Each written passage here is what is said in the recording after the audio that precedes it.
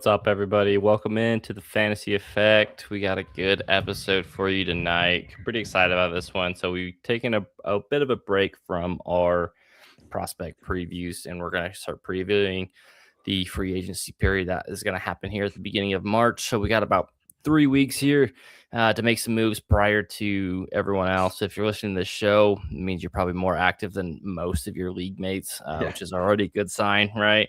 And we can kind of start maneuvering people. We know two things that happen in the offseason. One, people don't want veterans, they want rookies. And two, people love rookie picks, right? They love draft picks. But draft picks very often don't pay off for winning you your league. Where some of these guys, when these free agents, come around, like some of these guys might win you your league, right? I hesitate to bring that up because I think I've called like Zach Moss a league winner in the past, and maybe I think I might have said that about Zamir White. So two not so great calls, but hopefully we'll have a little bit better luck with this year's free agency class. Super Bowl was on Sunday. I don't know if it was just you, but kind of 2 years in a row where the Super Bowl really wasn't competitive. One team was clearly better than the other one. That was disappointing. It's like kind of a not great way to end the season, right? Like it's just kind of like anticlimactic. That's the word I'm looking for, where it's like you build up for the Super Bowl all year, like who's gonna win, and then it just disappoints. It was brutal, man. I turned it off after that interception. I was just like, okay, this is enough. And so it just wasn't very fun, right? Like obviously Super Bowl, but I basically just want a good game, right? I don't always care. I would have wanted the Rams there, but whatever. I think either team there would have killed the Patriots, right? That's I'm pretty sure like there was not a lot, but some more injuries that we didn't know about, right? That they were kind of trying to hide. And I feel like, we can make this argument, right? They can't really make a difference here, but their path was much easier than the Seahawks, right? And so there were a lot of cards dealt the right way for them, right? And so they can't really change who they play. But for me, the Seahawks were way overmatched, right? They were way, way, way better. Yeah. And clearly there's something going on with that offense with the Patriots. It looks way different than what it did, even a couple weeks ago. Yeah, I mean, Josh, I saw stuff. It was like, oh, the Patriots are finally getting the offense that got Josh McDaniels fired from Las Vegas. It's like fantastic. Drake May was horrible in the playoffs too. That's a dirty little secret no one wants to talk about, right? Everyone is loving on Drake May. I've seen him go as high as I think first overall in startups this offseason already. And it's like he was bad in the playoffs. Like I'll say it out loud. Like he wasn't good. I think he had one of the highest or the lowest like expected points per attempt in the playoffs from like maybe ever, right? At least in the Super Bowl. Like he was worse than that the Peyton Manning year where they got dismantled by ironically the Seahawks again. But that's all right. New year. We'll see what happens. And Greg, don't worry. In the chat, we'll get to plenty of Notre Dame and Oregon prospects later. I'm sure somebody on our list.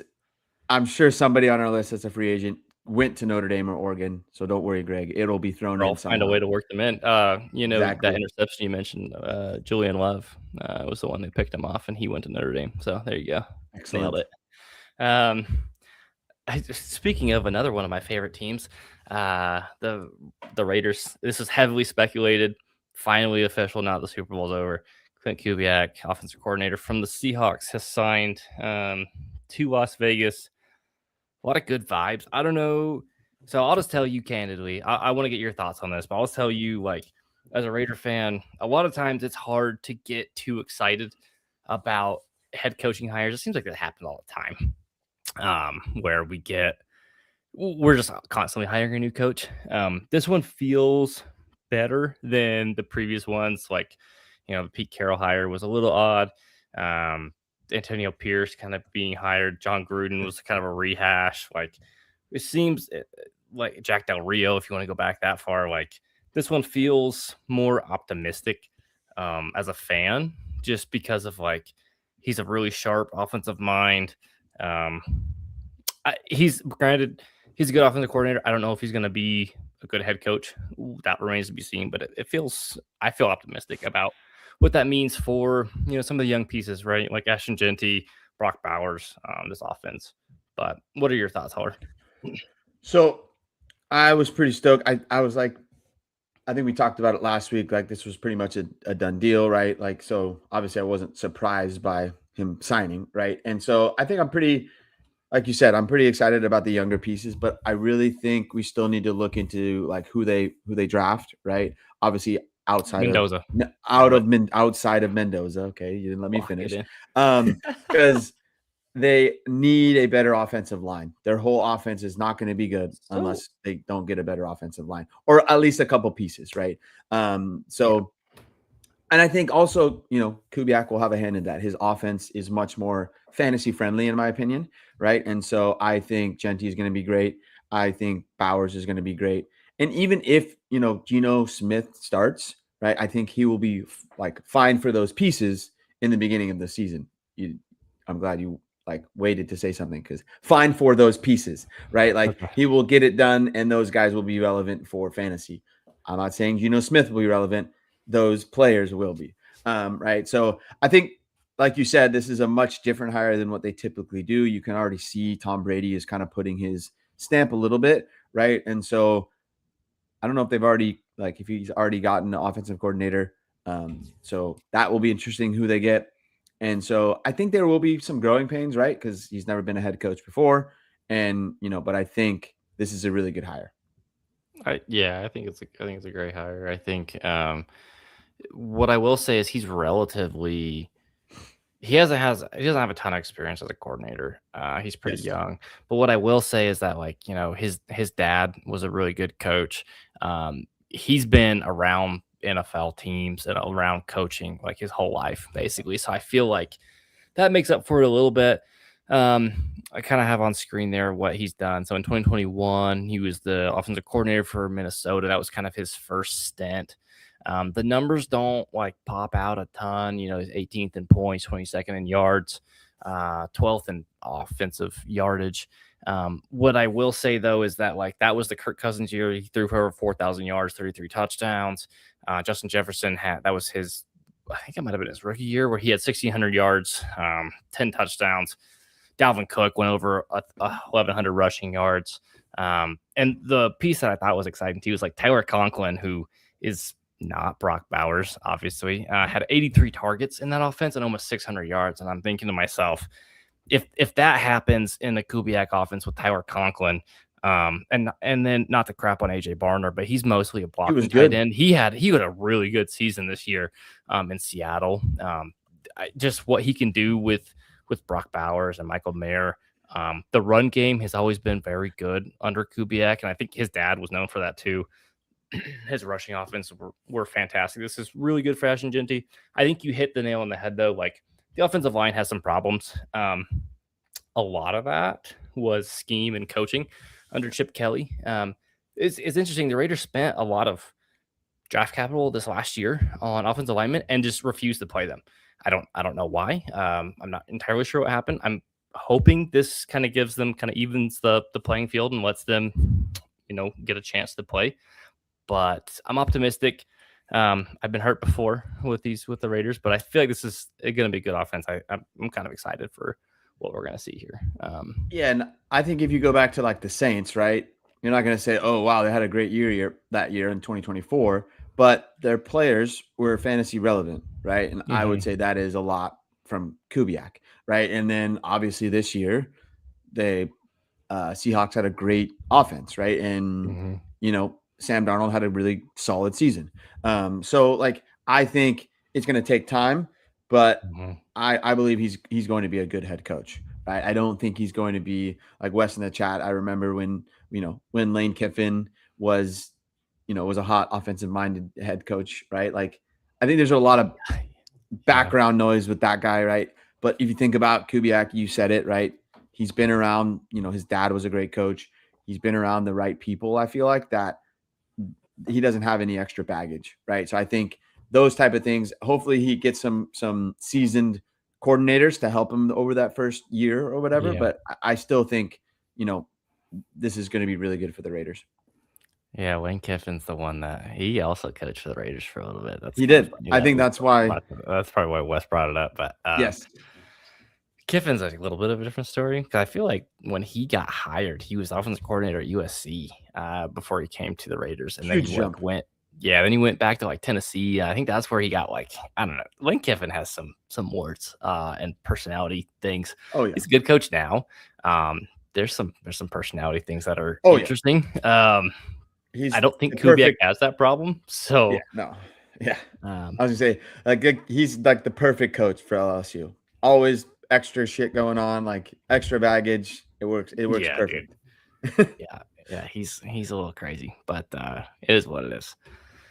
All right, let's get into the meat of the show here. So we're gonna kind of go position by position um, for free agents. The quarterback class.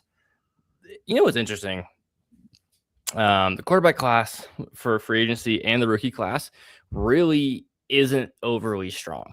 If you need a starting quarterback this year, you better be the Raiders and have the first overall pick, or you better have a lot of cap space where you can just throw money around. Now, there's a couple names on here, or sorry, that aren't on here that could very well become available, right? And actually, I didn't mention Kirk Cousins, but he's in play too. He can't officially be released though until the league renews, I'm pretty sure. So he's not technically a free agent, which is why he didn't show up on the list. But guys like Tua and Kyler Murray are two that are technically under contract, but are in play to be traded. So we can kind of cover them a little bit, but I wanted to focus on these threes. Malik Willis, Daniel Jones, Aaron Rodgers are the three kind of biggest names. I threw some recent dynasty trades. I think Malik Willis is the one I'm the most optimistic for, and I'm curious to get your thoughts before we dive into it too much. Yeah. So if I was looking for a QB this offseason, I'm not looking at the free agent people or the rookies, right? I'll just start there. But I do think there is some upside with Malik Willis, right? But I'm a bit hesitant because he's always just been but he's been a backup, right? And it's much easier to be a backup on like a short week or sorry, to just get into a game and have a very easy game plan, right? And so for people to be able to scheme for him and things like that and have a week, to put preparation for this quarterback, I don't know if he's good enough to do that, right? And so I think it would have to be a perfect match, right? I think, the one that pops out for me is Miami. I think we talked about that already, but, I think Miami. for me, it really depends on where he goes. And then I don't think I would give up anything more than like, I think I'd rather have Mike Evans, right? I would go Malik Willis over maybe 203 just because I know this class is meh. But like, I don't know, possibly 203 could be better than Malik Willis if he doesn't go anywhere and then he kind of, peters out, which we've seen many times, right? And so, uh, Daniel Jones, unfortunately, injured. Probably if you're going to buy him, you're going to probably need to rebuild and stash him, right? Hope he gets, an extension with the Colts. That was like a perfect match. I don't know if we're going to see that moving forward. Mm-hmm. And then Aaron Rodgers, I don't know if he's going to continue to play. If he does, he's probably going back to the Steelers, and he's just really not fantasy relevant, right? And so I think the prices are fine, but these are not guys I want to go out and try to acquire here. So I will say one thing on Malik Willis. That's the one I'm most interested in. Yeah. If I can acquire, because we started to do our prospect previews, right? And I think this is where knowing the incoming draft class can help you value where the picks are at. We've covered like 12 players. Some of those last guys we were talking about, man, they don't exactly get me excited. Yes. Like Ty Simpson, for example. Like I'd much rather have Malik Willis or Trinidad Chambliss if he ever decides to stop suing the NCAA and enter the draft class. Maybe he's in that conversation too. But like Malik Willis, if I can acquire him for I know this is going to sound crazy, but like 201, 202, somewhere in that range, maybe 203, 204, like hell, maybe 112 if we're feeling a little froggy. I would have to know where he's going and know he'd be the starting QB, right? Because I still think if you were to, grab that player at 112, there's a better, I don't know, there's still more possibility for So that player to be relevant than Malik Willis. I still think there's a large possibility that he could just, flame out and not be anything. I know he's been solid when he's, been the backup and things like that, but it's much different. And I feel like we've seen this many times where there's a backup that plays really well in some games. The player got injured and then he moves on. So irrelevant, we've seen with Packers before, Yes. Matt Flynn, for example. Yes. But Thank you. so my thought process on this is less about I'm acquiring Malik Willis to start him in my lineup and more I'm going to acquire him now. Maybe he lands somewhere nice. I think there's enough teams that need a starting quarterback that he's going to go somewhere with at least a chance to start.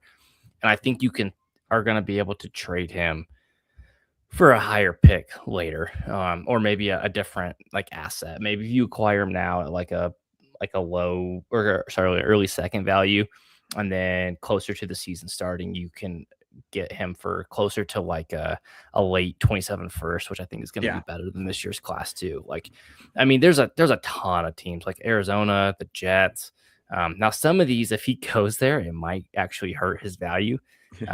So it's a little bit of a gamble, right? But like I say, he goes to Miami.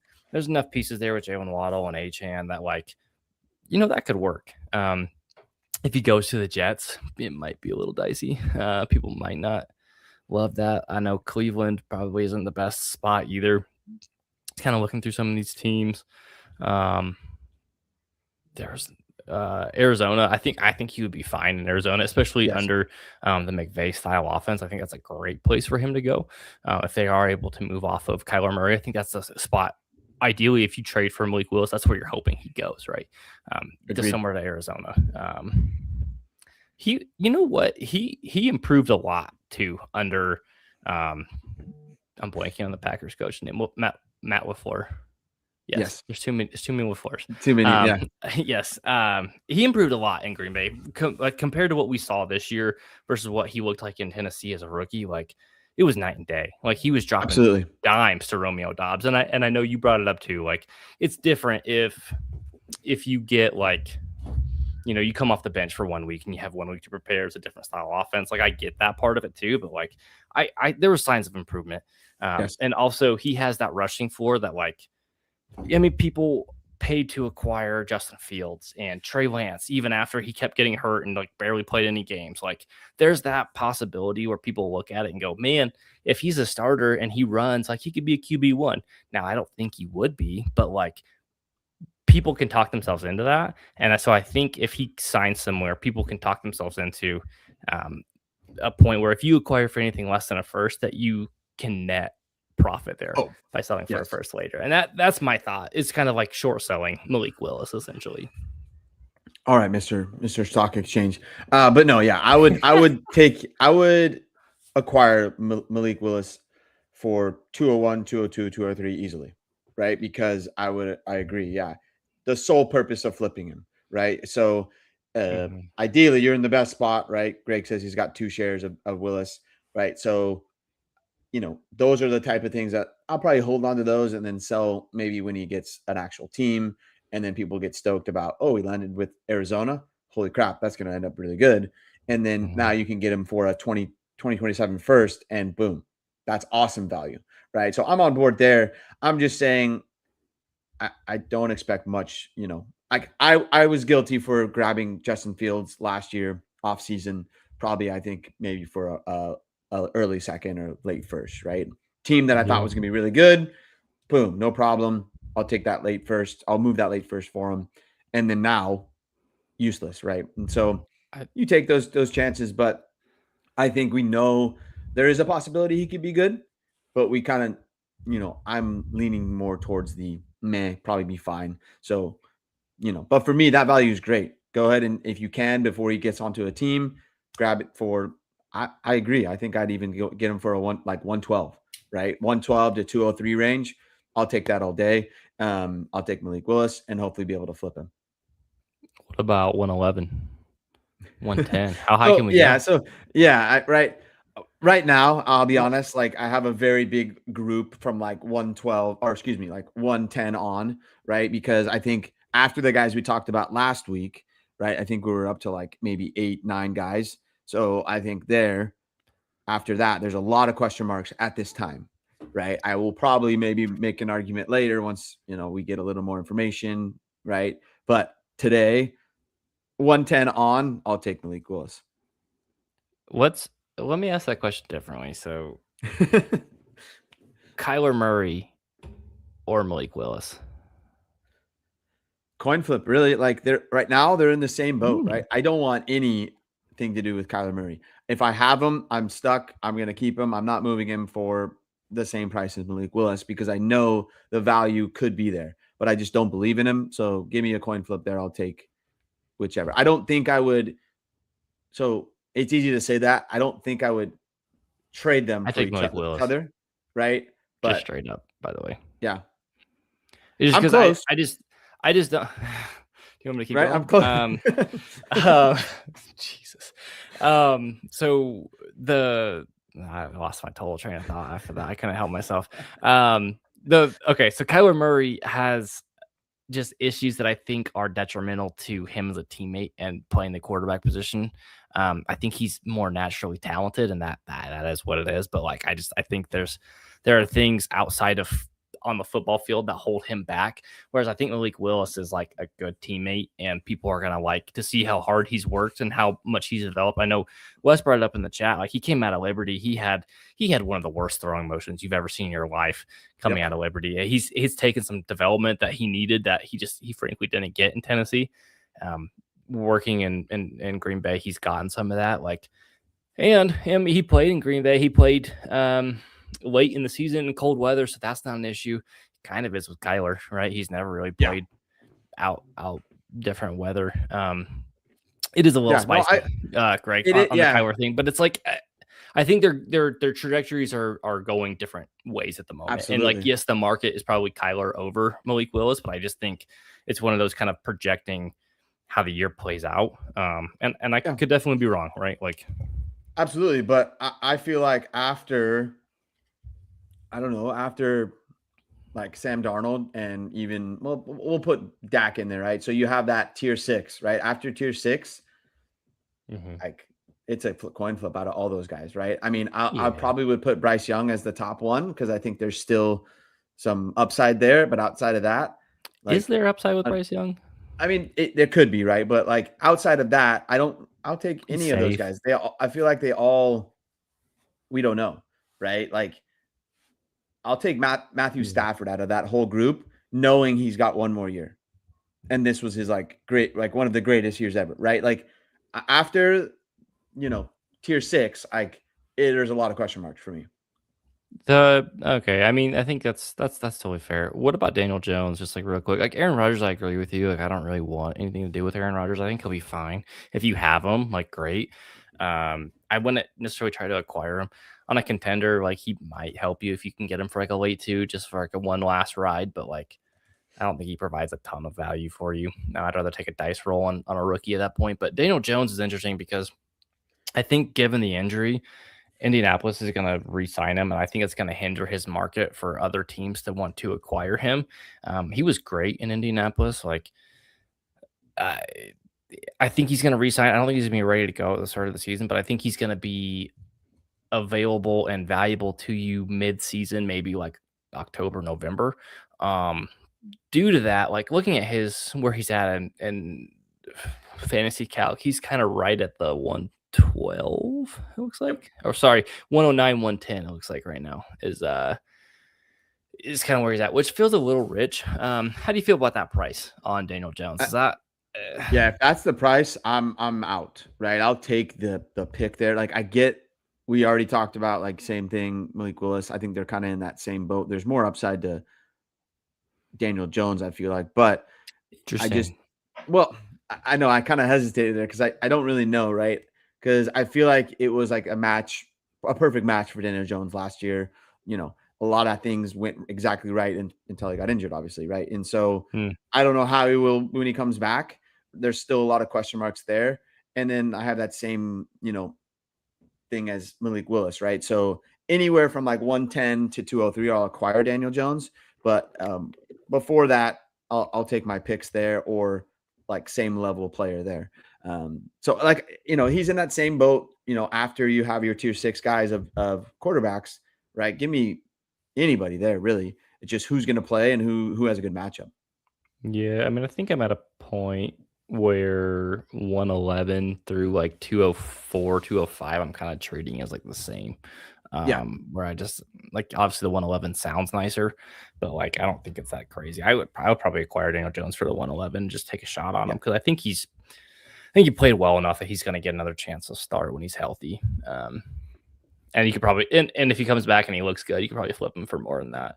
And I think that's really the thing with Jones and Willis is that are not necessarily long-term plays. They're more, can I acquire and flip them for 27 first at some point during the offseason or during the regular season is kind of where I'm getting at. Because I'd take any 27 first for Malik Willis or Daniel Jones easily. Yeah, I think I will too. Unless, Daniel Jones comes back and that would be a different story. But you would probably want to flip that maybe before, but you'd have to wait. But still, I'm probably firmly 27 first over those two guys.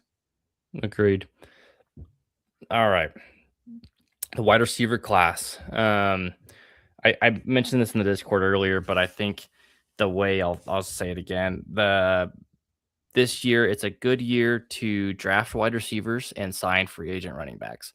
The free agent wide receiver class is a lot of older players and a lot of younger, unproven guys. So the top of this list, so the way this list is ordered is their AAV, their annual average value, according to like their cap number, basically. Deebo Samuel's up there, Mike Evans, Christian Kirk.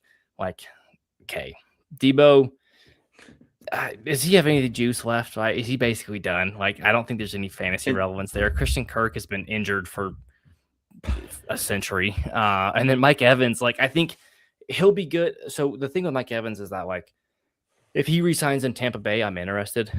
If they let him walk, I think that's pretty telling that like he's gone. Like his talent levels declined. We'll start the conversation there. What are your thoughts on some of these guys? So, and does anyone stand out on this list? Stand out? No, not outside of Wan'Dale, right? That would be the one guy I think has some upside, right? We saw it. He got kind of peppered last year. So, but I, still worry where he goes. And then the other one would be George Pickens, right? But we'll probably get there later. So, but for me, like Mike Evans, I feel like kind of reminds me of, Keenan Allen going back to the Chargers. I'm not saying, I think Mike Evans will play a bit better than that, but like Keenan Allen was very good at the beginning of the season. And then, he kind of showed us his true colors, a little bit older, whatever. Right. And so kind of what Greg said, yeah, I'll be out on Deebo and Kirk. Right. But I'd hold Mike Evans. Because I do agree he is, it is telling I was gonna say it is telling if he doesn't go back to the Bucks, right? Because they love that guy. So if they let him walk, it's like, okay, that's a bit telling. But then I think he's got some juice to be relevant, right? But he would be more like a flex guy or a fill-in guy versus the typical, oh, I know this guy's gonna get me a touchdown. Yeah, so I'm looking on Fantasy Calc, right? He's kind of around the 204. Trying to look and see where I have him real quick.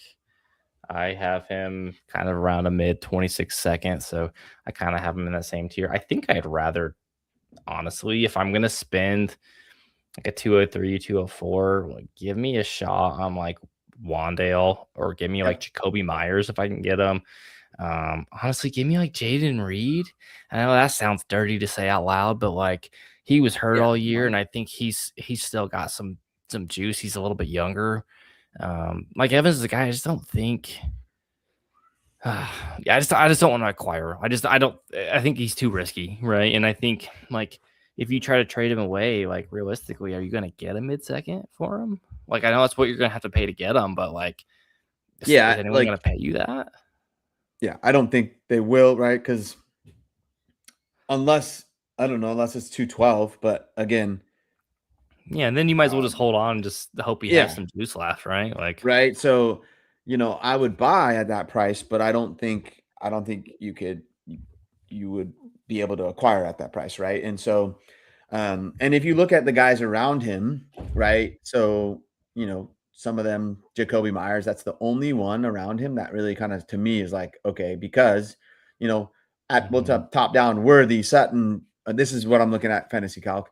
Quentin Johnston, Alec Pierce, Wan'Dale Robinson, Christian Watson, DJ Moore, and then Parker Washington, and then Mike Evans, right? So Parker Washington being the highest, crazy work, by the way. I agree, right? But that's why I had to get it. And then Jaden Reed and Khalil Shakir are right below Mike Evans there, right? And so I just think we're at a point of like wide receiver, I don't know, 37 through 44, 46, right? Like they're not really game changers. So let's find the guy that can actually, I can put in my lineup and be cool with, right? Like Shaheed, he's got to be on the right team, right? A lot of that comes in either big plays or return, right? So he'd be one I'd be interested in the return game or in a league with return points, right?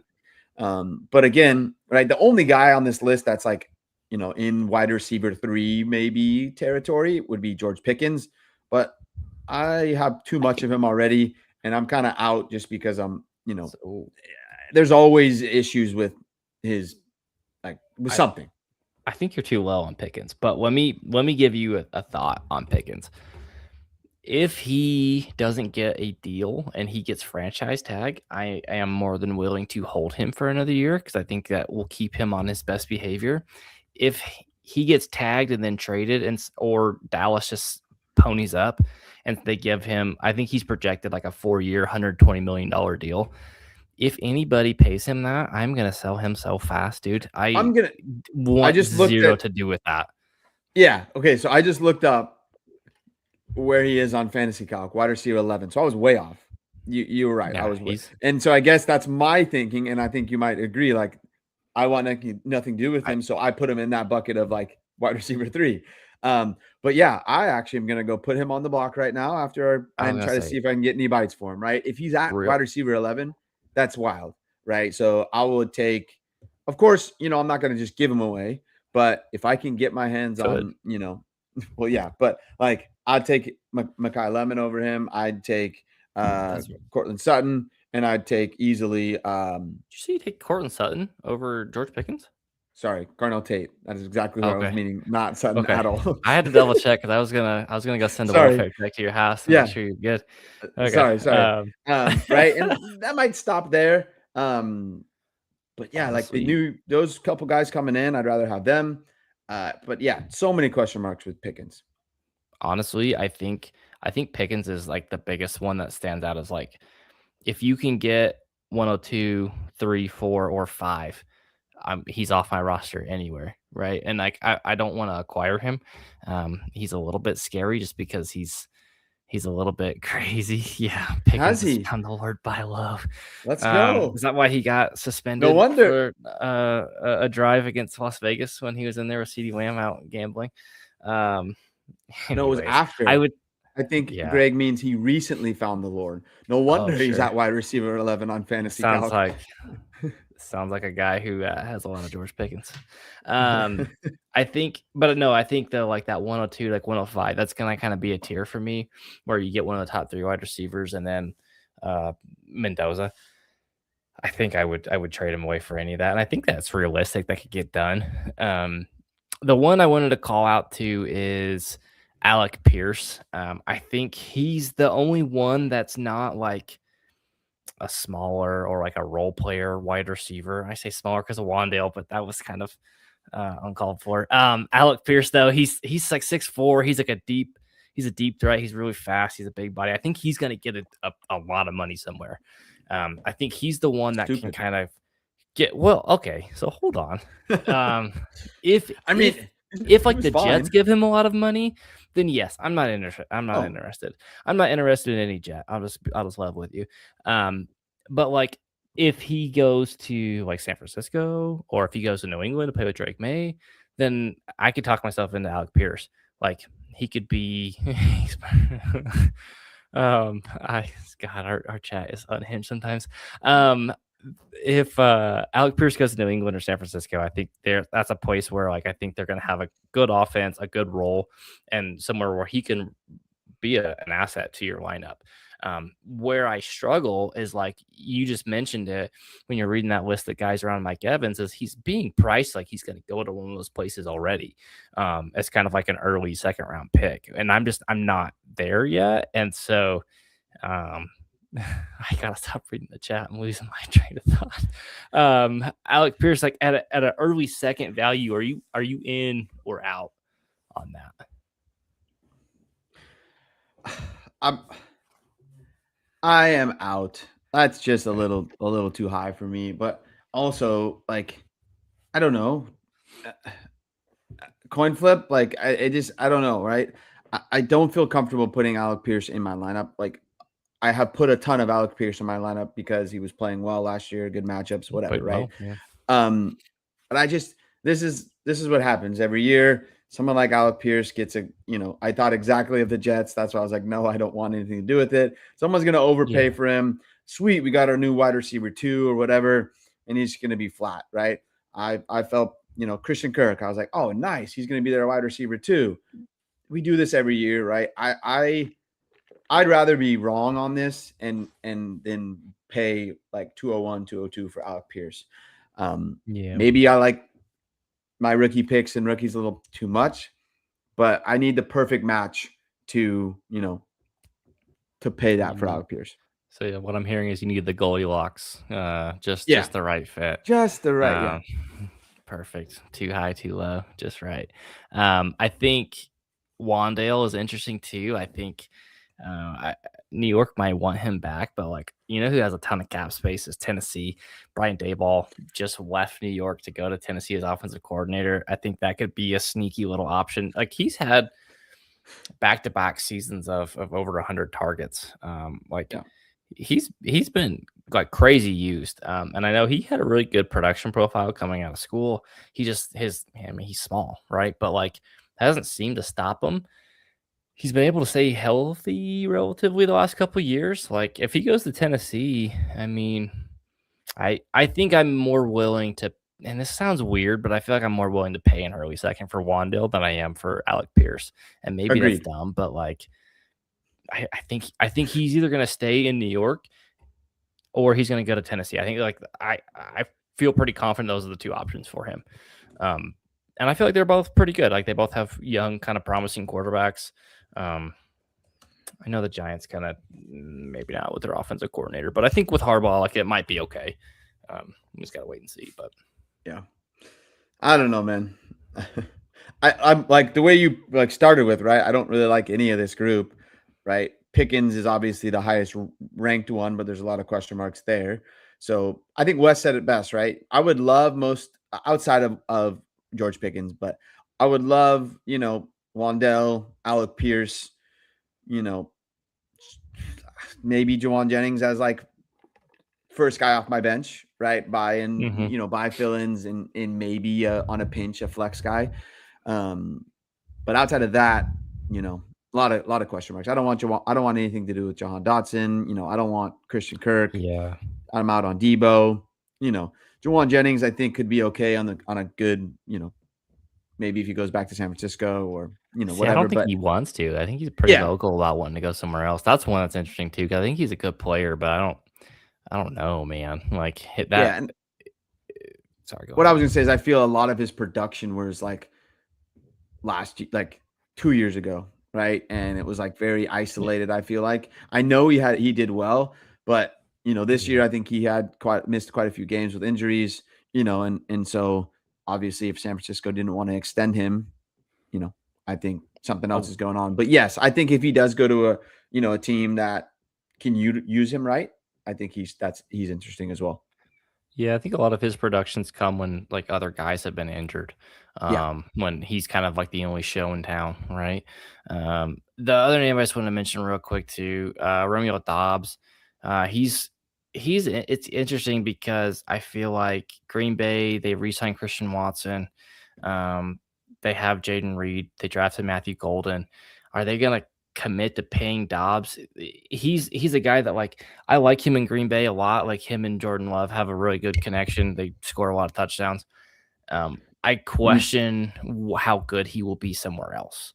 Um, I think and if it Green Bay really can will even afford to depend. bring him back, Oh yeah. the But other I thing. think at the end of the day, it really will depend on like what team he goes to and how bright that guardian cap is, right? I think that's why he gets more targets, right? He's got that huge That's hat all you on, can see. Yeah. right? And so, but no, I'm right with you, right? Like I think that was the perfect situation, right? And Dobbs, stepped up. So, I'm again, he might be somebody that I can, be okay with on my bench. But I'm not paying much for him. And Wes in the chat, why pay Romeo Dobbs when you have Dontavian Wicks? Well, Exactly. one will catch the ball and the other one just drops everything thrown his way. But he does fill out a uniform nicely. For what it's worth, the Packers are 1.4 million under the cap, so they have some work to do if they want to re-sign Romeo Dobbs. Yeah. And I think he's going to get a decent chunk of change. I mean, if you think about like Tutu Atwell got like 10 million last year. If you think about Romeo Dobbs, he's probably going to Stop be closer to reminding me. 20, right? Like, Yeah. yeah. But I don't know. We'll see. We'll see what happens. Probably enough for that. The running backs, this is where things get juicy. I think this is kind of the meat of the free agent class. We got a lot of names here. You got Najee Harris and Travis Etienne, former first round picks,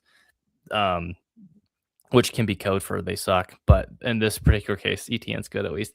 Javonte Williams, he kind of had a career resurgence this last year in Dallas. Rico Dowdle, he's had a couple good seasons now within Dallas and Carolina. Brees Hall and Kenneth Walker, those are probably the two like bell cows of this class. The headliners, maybe a better word. Kenneth Gainwell, he had a really nice season in Pittsburgh. If he goes back there, I hope Aaron Rodgers does too. He'll have value. Otherwise, he might go by the wayside. Rashad White, Brian Robinson, Tyler Algier, all guys that have had good seasons, good fantasy production and spurts. Took a step back these last year. Isaiah Pacheco, and then a couple guys at the end. That feels like they don't really belong on this list, but I included them. Sean Tucker and Keaton Mitchell, which I think could be kind of cheap re-signs for their existing teams, and maybe they get some more usage. But who stands out first? Probably want to go through Etienne, Brees Hall, and Kenneth Walker first. I want to kind of see where do you think they go. Kind of get a price check and if you're trying to acquire or if you're going to maybe try to sell on some of the hype. I first need to say farewell to my man Brian Robinson. I think this will be the end. He will go to some team and just, be a small role play. So goodbye to my fellow friendly. There's no small roles, only small running backs. Exactly. But yeah, no. So I think obviously the headliner here is we could have said Brees Hall, but it's Kenneth Walker, right? He had an outstanding playoffs. But I do think some of the best matches, like obviously we had some rumors about Brees Hall going to the Kansas City Chiefs. I think that would be amazing, right? Obviously I think someone like Javonte has to go back to, not has to, but I think it's got to be a perfect situation again. And then I think Travis Etienne is another one. Like the three guys that I would, I was saying before the show, I'd probably trade Kenneth Walker, but the two guys I might go and try to acquire would be Etienne and Brees Hall. Maybe I still have a couple question marks with Brees Hall, but I think going to a new team, that he was a good running back, right? Coming out of college, really good, by far the best running back in that class, right? And he was really good his first 2 years, I'd even say, right? And so the second one, not as much, right? But his first year was pretty darn good. So I think that's more of the Brees Hall. I just think the Jets are very dysfunctional. So I think Kenneth Walker is interesting because I think there's a lot of options there. If he does get, the franchise tag, I think he could still be very good in the beginning of the season because it's going to take a while before Charbonnet comes back, right? So yeah, I don't always put a lot of stock into a really, really good playoffs. I take notes of it, right? But I don't put too much stock in it because there's a lot of things that happen. Like so many times we have these, random guys that go wild in the playoffs. Right? Obviously, Kenneth Walker's not random, but it happens all the time, right? And so I just think it's a different, not necessarily a different game, but it's much different for fantasy playoffs versus season. No, it is. I think so. Just to do a quick price check, like Brees Hall, he's creeping up. Like people are already projecting he's going to go somewhere just awesome. He's valued right now around the 103, 104 on Fantasy Calc, which feels crazy. I feel like I like Brees Hall. I think he's a really good player. That feels too high to try to acquire, and I feel like I would probably trade him for that. Like if I get the 103, 104, I think he'd be off my roster. Kenneth Walker, I think he's creeping up in that same territory, right? He's kind of in that 105 tier. And I think they're kind of like running back 11, 12, 13, somewhere in that range. And I think realistically, how much higher are they going to go? Both these guys are, Brees Hall is what, 24. He's a little bit of was a little older coming out. So he's going to be 25 for the season starts. Kenneth Walker's already 25. Like, you know how managers get weird about running backs as they age. This is probably going to be their last big contract. I think Seattle they have a lot of cap space and it looks deceiving, but they only have 43 players under contract for next year, which is the least out of anybody. So like it's a little they have 72 million in cap space, but they have to sign their draft class. They have to hit a 51 as the season starts. Like they have to pay a lot of guys. There's guys like Tariq Woolen, Boye Mafe, who's defensive players, but key defensive players on their team. I don't know if they can. Rashid Shaheed is a free agent too that they mentioned they want to extend.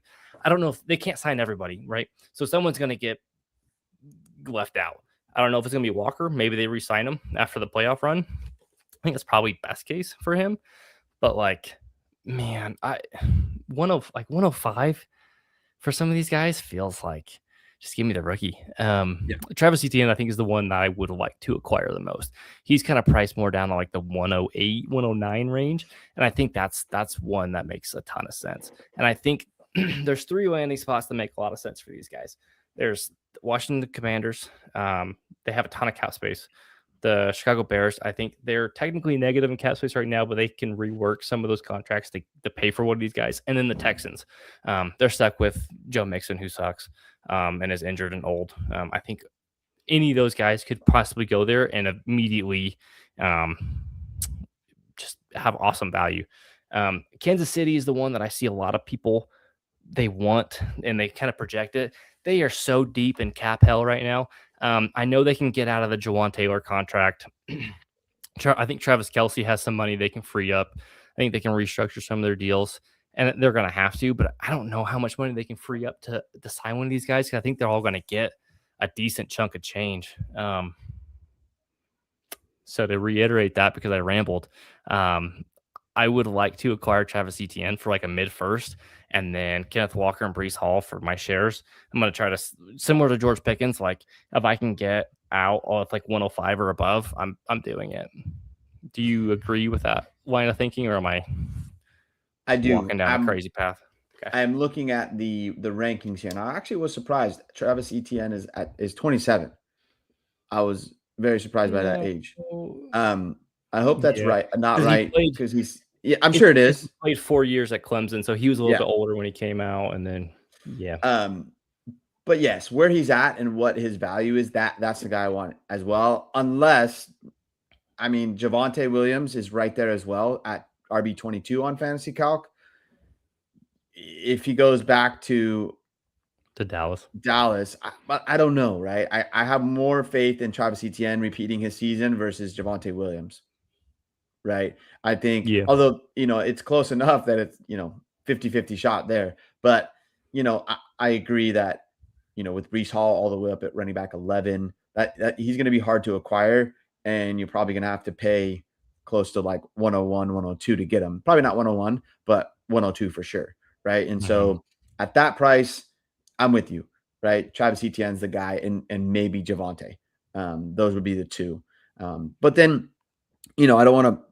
I still think Tyler Algier he most likely will probably just go back to the Falcons, which is fine. See, But I don't mean, I'm know. sure he's going to want to go and get a different role, but I think that would be the best spot for him to be, because you were able to play him a couple times, right? And so I think if he goes to, he needs to go and have the same type of role. That role is what allows him to be some games fantasy relevant. So there's a couple names on here. It's Rashad White, Brian Robinson, and Algier. They're all kind of priced right around like a third round pick. I think for me, I would pay up to 209 for any of those guys because I Yeah. think there's a decent chance they're going to go somewhere, and we've seen what they can do. Like Rashad White, the one I've seen a lot is like he could go to Washington if they don't sign one of the top running backs, and he could kind of be paired with Bill. He's a really good pass catcher. I think he's done some nice things in Tampa Bay. He kind of got phased out this last year, but I think he's a guy that I think he's still pretty talented. Algier, I think he's a really good like 1B. I think he could kind of view him in the same light as like a Jordan Mason, where it's like Yep. they could probably be very good if they just got more volume. He just happens to play with the best running back in the league in Atlanta right now, and so like that's not a knock on him. It's just like, what are you gonna do? You play with Bijan. Pacheco's an interesting one too. Like, I don't love Isaiah Pacheco, but I mean, right now he's basically free, dude. He's free. Like, he's like a mid third, and you can basically take him off somebody's roster. He has enough speed that I think. Yeah. Okay, Kansas City's run game was really bad this last year. Yes. And I think they were all bad. I think that's more about Matt Nagy than I think it is about Pacheco, but like I'll take a shot on it, especially given that like this year's rookie class isn't that exciting. Give me a shot on a guy who's done okay. Any of these running backs, right? I think they're for a third round pick. Like, yeah, I struggle with the way you put these names on there because I wanted to put everybody below Breece Hall, but I can't do that because Najee Harris and Rico are in that same bucket. I know why you did it. It's okay. Right. And so, but yeah, out of that group, give me I'll take Rashad White, right? Rashad White over Robinson and Algier, because I think Rashad White has more, pass catching upside than Algier. He can do it, right? But I just think Rashad White can be a 1A, but needs to be a 1B. So like you said, if he went to the Commanders, I'm in on Rashad White right at that value. But yeah, I'm out on Isaiah Pacheco. I've never had very many shares anyway, but I just don't think he's a very good running back. That's fair. Good point. So a couple landing spots, right? Like Denver, they have RJ Harvey. Ethan mentioned the chat J.K. Dobbins as a free agent. I didn't include him on this list, and that was my bad. I missed him when I was copying players over. But Denver, I think Arizona, I mean, they have James Conner, who's coming off an injury. I don't know how he's getting older. Trey Benson hasn't lived up to draft capital expectations. The Steelers have some question marks too behind Jaylen Warren. The Bengals, I mean, they have Chase Brown, but they don't really have anyone behind that. Obviously, the Seahawks, if they don't re-sign Kenneth Walker, they need someone, right? So that's if they get a cheaper, that would be interesting to me. Like if they get like an Algier to kind of work into the rotation, like him and Charbonnet kind of do similar things. I think that'd be interesting. And I think that would fit their offense pretty well. I would be very in on Algier at that point. The Commanders, the Jets are going to sign somebody, right? They're gonna screw one of these players over and sign someone. I hope it's not. I kind of hope it's Rico, because I feel like that's just the casualty that I'm more willing to accept. But the one I was thinking that, oh crap, this is gonna happen, is like Javonte Williams, right? Sure. I don't know their cap and things like that, and I'm sure they have a ton of cap space. That was my thinking. The Jets do. So yeah. And so, Javonte's going to want good money, whatever, that a top, not necessarily top, but like that middle range running back. And that's going to be, more money than we feel good about. Right. And so I still, I like where the Javonte Williams value is at, but it's very, in my opinion, volatile. Because if you were to go to the Jets or a couple other areas, that I just think he it's a landmine, right? Yeah, he's scary to me just because I mean the Cowboys is the best spot, but they're in cap hell too. Um, I don't know how easy they can get out of it just looking at it, but like that's a little scary. And then the Jaguars too is another one. They could sign one of these guys. I know they drafted Tootin and LeQuint Allen last year, but I think they need someone a little more established. Honestly, Brian Robinson would fit really well in that group as kind of like the handles most of the volume, and then Tootin kind of gets the exciting work. But Robinson can get the goal line work, and then let what's his face, Clint Allen handle the pass catching work, and then your boy Brian Robinson lives. You bring me That's what right I'm back saying, in, like, baby. that's what I'm saying, and then he's a third, early third right now. It's worth a shot, I think, even if you pay a late 2 for it and take a gamble. The issue with Brian Robinson is I already have most of You it. have them all, so you can't acquire Yeah, anymore. I Yeah, can't really acquire. Yeah. So no, that's fair. Real quick, let's cover the tight ends and get out of here. Kyle Pitts is probably the biggest name on here. I think he's going to get franchise tag in Atlanta.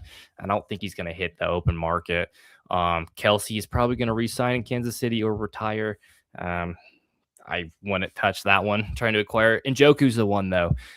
He already basically said like he's out of Cleveland, right? And so where he goes is going to be interesting.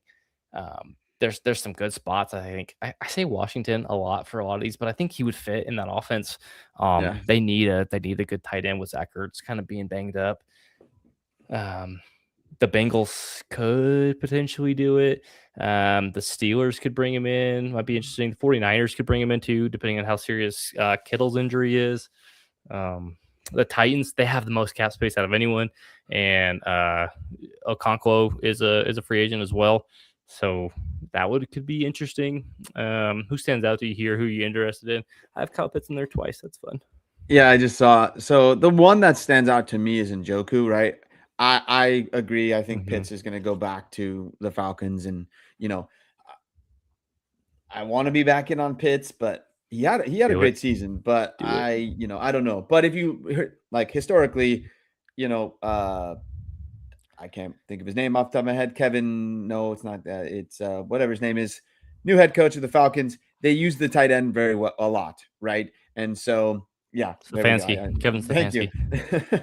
And so the very easy, Njoku might go to the Falcons, right? And I think even if they re-sign Kyle Pitts, I think both of them are usable, right? And so I do think there's a little bit of caution with we're not certain who's throwing the ball, right? Or if it is Penix, then I don't feel great about it. But I think he can be fine for like those two tight ends are good enough, right?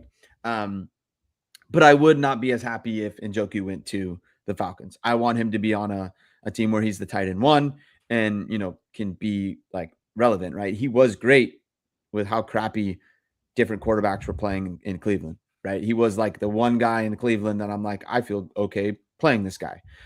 So to me, he's good enough that I think, as long as he doesn't land with a team that already has a tight end one, I think he could be very usable. Okay, so just two quick thoughts. Kyle Pitts, I will pay up to 106 to acquire him. I think that's where I feel comfortable buying back in on Kyle Pitts. I don't have a ton of shares, so I think that's a move I will make. David Njoku, looking at him on Fantasy Calc, he's down at tight end 20. He's down there with like AJ Barner and like the 207, 208.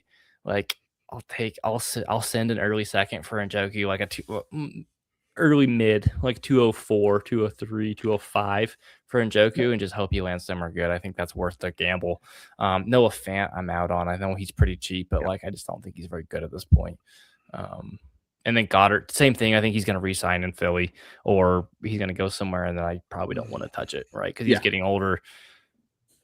And I think that speaks to kind of similar to Mike Evans, right? If they let him go, it's like, why are they letting him go? Kind of a deal.